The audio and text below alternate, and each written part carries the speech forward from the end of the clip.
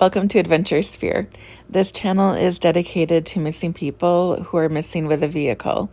In the process of creating this database, we are creating a volunteer sonar search and recovery dive team to search for the people featured on our channel.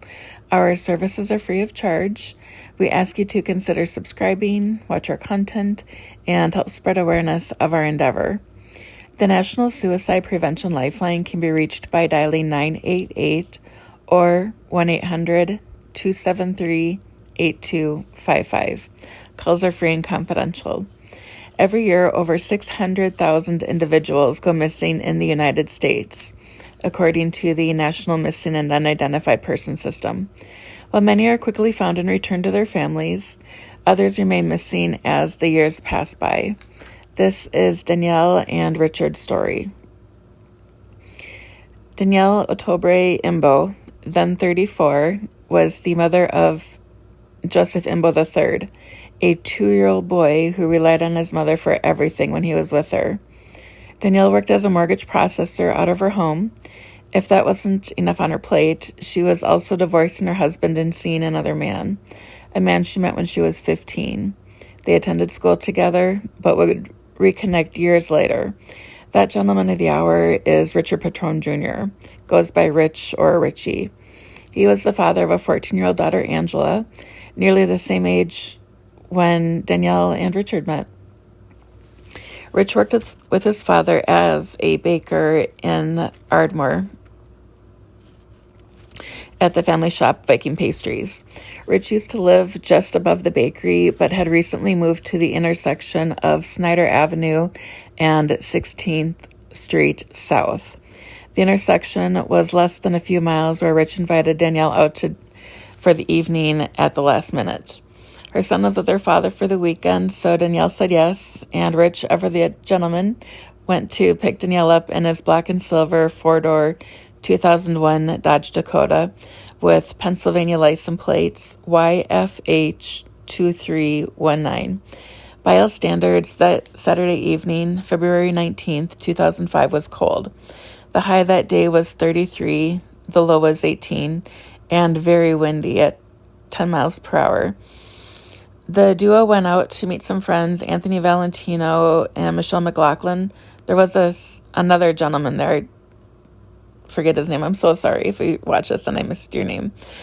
They went out to a happening little venue known as, at the time, as Abilene's, which hosted live music that evening. Danielle loved music. She was the lead singer in a band in high school, and her father was part of the 50s doo-wop group, The Four Dates. Rich and Danielle and Anthony and Michelle shared their goodbyes at approximately 11:45 p.m. It was a blessedly short walk to Rich's truck, but no one knew exactly where he parked it. Richard shared he was going to spend the evening at Danielle's, then head home to watch the Daytona 500. Danielle had an 11 a.m. appointment to get her hair done in nearby Cherry Hill.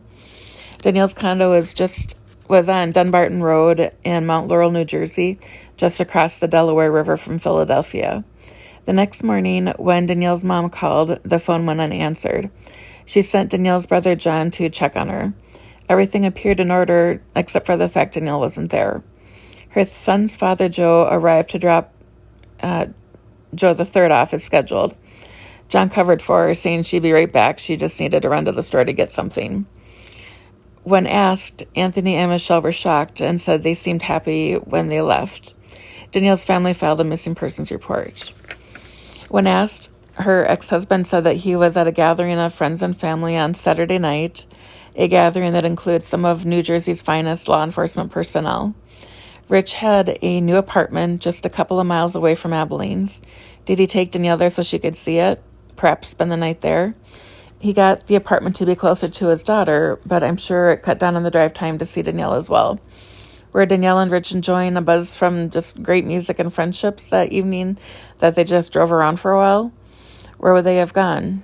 Cameras were checked on all the toll bridges, but there was no evidence of the Dakota crossing. They would need to travel 40 minutes up to Trenton to get another 40 minutes back if they wanted to avoid the tolls. But the drive to Trenton would cost more than the toll was, so it would just be to drive and reminisce. What about their old stomping grounds? Would they go back to reminisce there? Go to a scenic area and park? Watch a snow blow across a lake? Do lakes freeze over in Philadelphia? I'm assuming they do. They do here. Did Richard take his truck out on a lake he thought was safe, only to find out that it wasn't? It's happened here in Minnesota. Snowmobiles, cars, trucks, even ice houses have fallen through.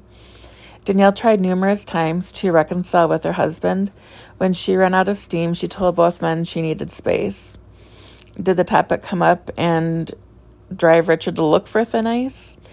All the reading I've done about them this past week, though, I don't think Richard would abandon his daughter willingly. And if Danielle pressed that she needed her space, I think he would have honored her request. But it is entirely, and I believe most likely, that he may have just hit the gas instead of the brakes or caught a patch of black ice on road and slid in somewhere. Theories as to how they disappeared are as varied as the number of agencies trying to recover them.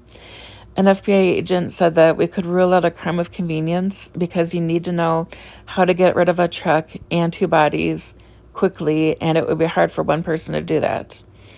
I'm curious where Richard learned to fish, crab, and skate. They might be promising places to search. I do have some other questions. If any of their family or friends see this and can maybe shed some light, it would help us reduce the search area and bring them home faster.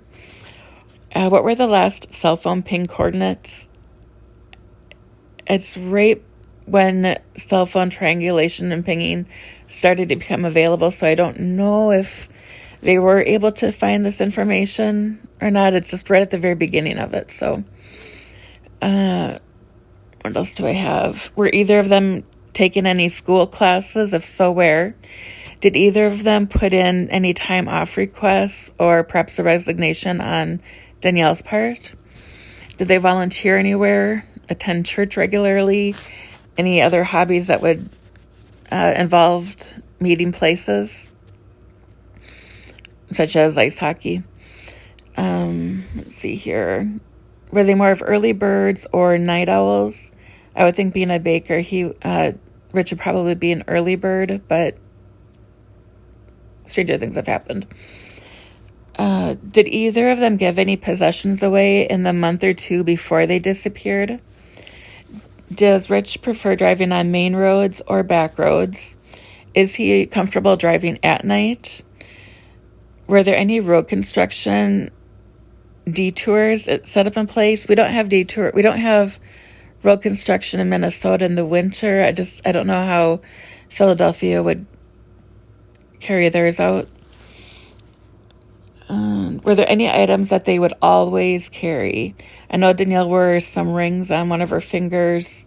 Did they have any necklaces, any self-defense items? Being in Philadelphia, they might need or want a gun or a knife or pepper spray on hand, bear spray. If they do have that and we find their vehicle, I want to make sure that we really look around the ground around the truck so nothing gets left behind. Does Richard have any chronic health issues, being diabetic, prone to seizures, a recent concussion or brain injury? Does either of them wear glasses? Were their prescriptions filled after they went missing, and were they picked up? And then what was the place of their last verified financial transaction? I know they were at Abilene's, but they might have stopped to get gas somewhere. If they did, it would be good to know that. It might give us an area to better search.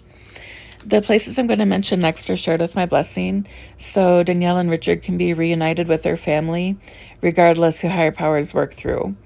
Our email address is in the description if you'd like to share insight on any cold case, know someone missing with a vehicle and would like them featured on our channel and searched for, or to donate equipment. The video of Google Earth that you're watching has a measurement from our current bus starting location, which is Richard's apartment, and then goes out to possible search areas. Again, it's only 2 miles to the Abilene's bar. We focus on bodies of water within 5 miles of their last known location and within 5 miles of their destination. If an area has been heavily searched, we may expand the search area, but please keep in mind that accidents tend to happen closer to home. So I know Adventures with Purpose has searched the Delaware River a lot. I'm going to trust that they did a fantastic job, as they normally do with everybody. So I'm going to look at other possible areas. Right now, I'd like to look at the Queen Lane Reservoir, the Pickering Creek Reservoir, Echo Lake, Valley Creek at the Vanguard. There's a quarry ridge right there. And then the Marsh Creek Reservoir is about 30 miles out, but if somebody was looking for a secluded place, it might be the place to go. If you'd like to help Danielle and Rich's family find them, please subscribe, give the video a thumbs up, and ring the notification bell to receive progress reports. I'm going to let the video play out here about 10 minutes if you'd like to see the entire search area. If you see something I missed, please let me know in the comment section below. Thanks for watching, stay safe, and remember that we love you.